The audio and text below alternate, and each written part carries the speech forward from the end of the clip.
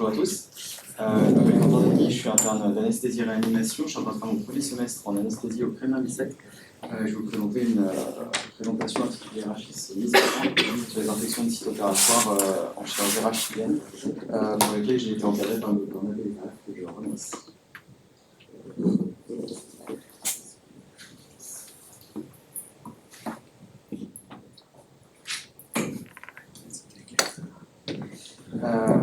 Donc les infections nosocomiales, c'est un problème de santé publique qui concernerait jusqu'à 5% des patients selon Santé publique France. C'est un événement qui est trop fréquent parce qu'il est associé aux soins et c'est un chiffre qui reste élevé malgré les différentes mesures qui ont été mises en place sur les dernières années, voire décennies, avec des épisodes infectieux qui peuvent être graves, qui vont atteindre fonctionnelle et celles qui mettent en jeu le pronostic vital. Et c'est un problème qui existe depuis bien longtemps, comme illustre l'expérience de Nia Semmelweis en Autriche au milieu du 19e siècle, où à l'époque déjà on avait les infections du postpartum qui emportaient jusqu'à 10% des parturientes. Lui, dans son hôpital à Vienne, il avait remarqué que les obstétriciens avaient plus de décès que les sages-femmes, ils en avaient 6 fois plus. Il a remarqué que la grande différence entre les deux, c'est que les obstétriciens faisaient des dissections. Évidemment, avant de repasser aux accouchements, ils ne se lavaient pas les mains, puisqu'à l'époque, ça ne se faisait pas. Il a donc fait une petite expérience, il a fait ça des mains aux obstétriciens. Il a montré une différence de mortalité en postpartum. C'est ainsi que, même si les micro-organismes n'étaient pas encore connus et ont été découverts plus tard, il a permis de créer le concept d'hygiène hospitalière. Pour rappel, une infection de site opératoire, c'est une infection qui survient dans les 30 jours après une intervention chirurgicale. Jusqu'à 1 an en cas d'implantation de matériel. D'après Santé publique France, les infections de site opératoire compliquent jusqu'à 1,64% des interventions chirurgicales, avec une fréquence et une gravité qui diffèrent selon le type d'intervention. C'est évidemment pas pareil de s'infecter après un allus valgus qu'après une chirurgie intracrânienne. Notez tout de même que la mortalité augmente de 2 à 10 fois lorsqu'on s'infecte en post-opératoire, selon les séries. Et que la durée de séjour est allongée jusqu'à 4 jours en moyenne pour ces patients-là. Et d'après les derniers chiffres de Santé publique France, les infections du site opératoire sont passées au 2e rang des infections nosocomiales. Jusque-là, c'était au 3e, donc il y a quand même une part de plus en plus importante aux dépens des infections du site opératoire.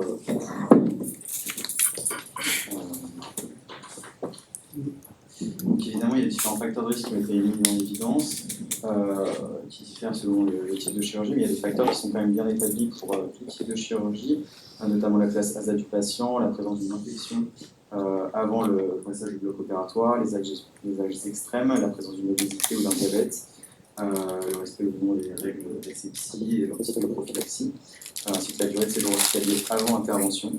Et quand on s'intéresse aux facteurs de risque en chirurgie du rachis, on va retrouver déjà entre 1 et 15% d'infections de site opératoire selon les séries dans ces interventions-là, et des facteurs de risque qui sont propres à ces chirurgies. Pour ça, je vais vous présenter d'abord les facteurs de risque en chirurgie tout venant du rachis, avec cette revue de la littérature de 2011 sur les infections de site opératoire en chirurgie rachidienne. Il y a 19 études qui ont été étudiées, et dans cette revue, ils mettent en évidence plusieurs facteurs pré- et péropératoires à l'infection. Alors en préopératoire, ce qu'ils vont mettre en évidence, c'est le diabète ainsi que son contrôle, l'âge avancé, la malnutrition, l'obésité et le score ASA élevé, notamment quand il dépasse 3 dans cette étude. Ils mettent également en évidence quelques facteurs péropératoires, notamment l'approche postérieure et la transfusion qui ressortent de manière significative. Il y a aussi une tendance, mais qui n'est pas statistiquement significative, sur la mise en place de matériel et la durée prolongée de l'intervention quand on dépasse les 3 ans. Pour éviter de surcharger le diapo, j'ai pas mis toutes les autres études sur ce sujet, mais qui globalement concordent assez bien sur ces données-là. Et on retrouve comme facteurs de risque qui paraissent assez établis dans ce type de chirurgie l'âge, la classe ASA, l'obésité, le diabète, l'approche postérieure, la transfusion périopératoire et puis la durée d'intervention. On va maintenant s'intéresser aux facteurs de risque en chirurgie du rachis traumatique avec cette première étude qui est une cohorte nutricentrique française publiée en 2011 chez des patients traumatisés du rachis en excluant les traumatismes multiples et les fractures ouvertes. Et leur objectif c'était de chercher l'incidence des infections de site opératoire et des facteurs de risque, des facteurs prédisposés. Eux, ce qu'ils mettent en évidence, Donc pour le préopératoire, ça va être l'âge du patient, la classe ASA et le diabète. Pour le péropératoire, ils vont montrer que la durée de la procédure, quand on dépasse les 3 heures, majore le risque d'infection. Le délai entre l'arrivée à l'hôpital et l'opération, les saignements opératoires, le nombre de niveaux qui sont opérés, alors oui, enquêteurs par 3, et puis la présence souvent d'une sonde urinaire de manière prolongée. Un certain nombre de limites tout de même sur cette étude, puisqu'il y a très peu d'événements. Il y en avait 6, et puis un arrêt du suivi à 3 mois, ce qui est un peu court pour évaluer une infection dans un contexte de chirurgie avec matériel implantable, et qui pourrait expliquer d'ailleurs ce faible nombre d'événements dans cette étude. Dans cette deuxième étude, qui est une étude américaine rétrospective monocentrique, donc sur un trauma center aux États-Unis, ils ont cherché à évaluer une nouvelle mesure de prévention des infections via un support nutritionnel sur 358 patients. Alors sur ce support nutritionnel, son intervention est non significative, mais ils ont quand même fait sortir quelques facteurs de risque d'infection cytopératoire, notamment dans la classe ASA toujours, la durée d'hospitalisation quand on dépasse les 3 jours avant l'intervention, pareil, et puis l'approche postérieure. Et puis il y a une tendance, mais c'est non significatif pour les interventions du rachis secondaire, qui est une base en préopératoire.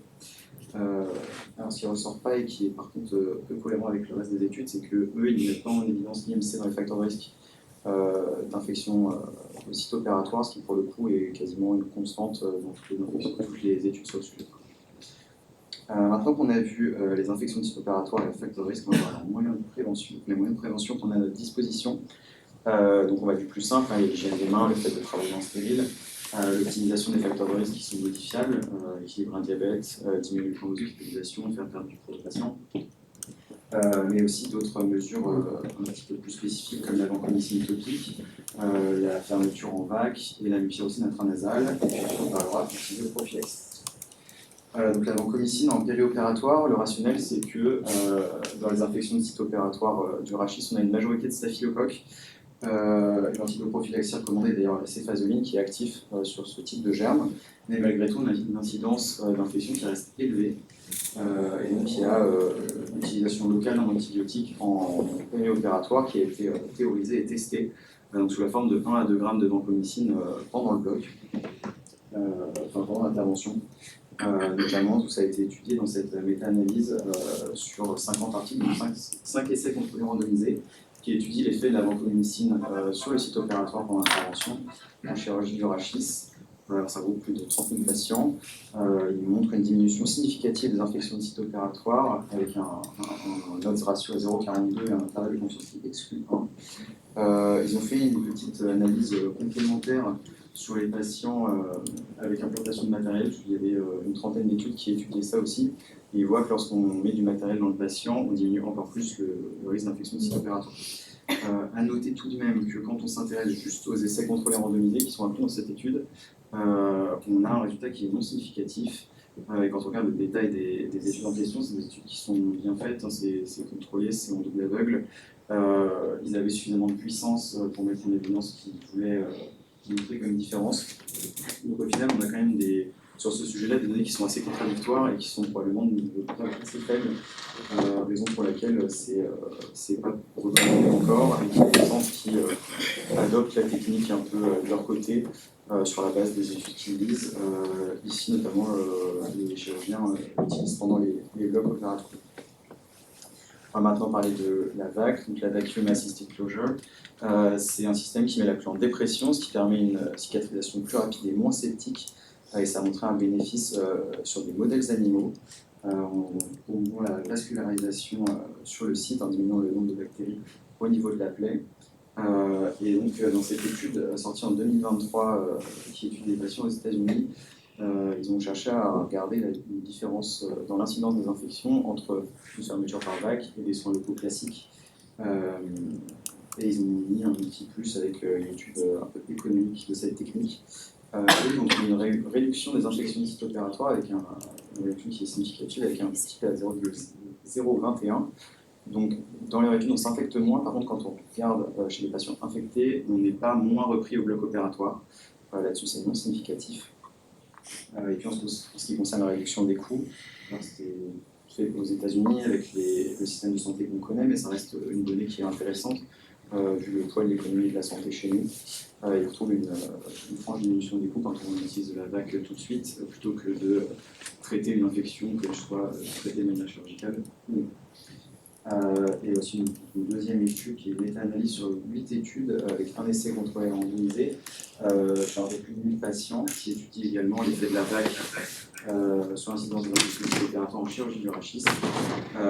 Et pareil, les résultats sont de nouveau significatifs sur la diminution de ces événements, mais ils n'ont pas réussi non plus à montrer de diminution des reprises chirurgicales en cas d'infection.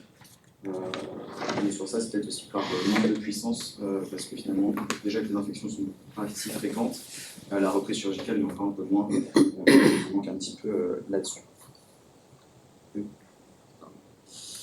On va maintenant parler de la mupirocine dans sa forme intranasale. C'est un antibiotique local à action antistaphylococcique qui est indiqué pour faire de la décontamination des sites de portage de staphylocoque doré pour prévenir certaines infections associées aux soins, notamment chez les patients délisés chroniques, et peut-être un jour en prévention des infections de sites opératoires, comme dans cette étude, cette essai contrôlé randomisé qui est paru dans New England en 2010.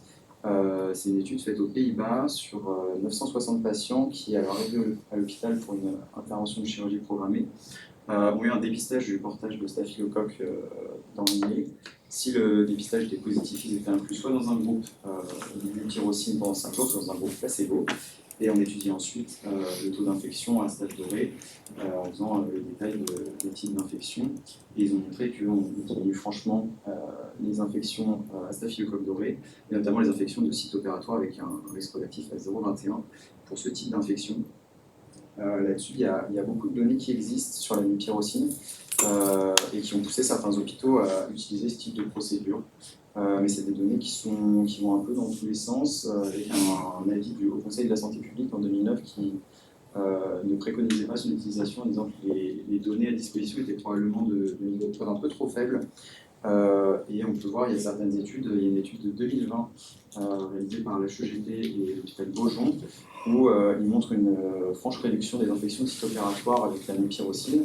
Mais en réalité, quand on s'intéresse vraiment à leurs données, en fait, il y a beaucoup de méthodes de prévention qui ont été mises en même temps. Ils ont implémenté l'antibioprophylaxie, ils ont changé certaines mesures de décontamination de la peau. Donc finalement, il y a quelques études, en fait, on a du mal à trancher, à vraiment voir l'effet de la mupirocine sur les infections de sites opératoires. Mais en revanche, on a certains pays comme en Suisse, où les hôpitaux universitaires de Genève, en 2018, ont recommandé l'utilisation de mupirocine pour décoloniser le nez des patients qui devaient avoir une chirurgie avec une attaque d'ostéosynthèse. Donc des pratiques qui diffèrent un peu et un peu à la volonté des services et des chirurgiens. On va maintenant parler donc de la technique REN en prévention des infections de sites opératoires, c'est l'antibioprophylaxie.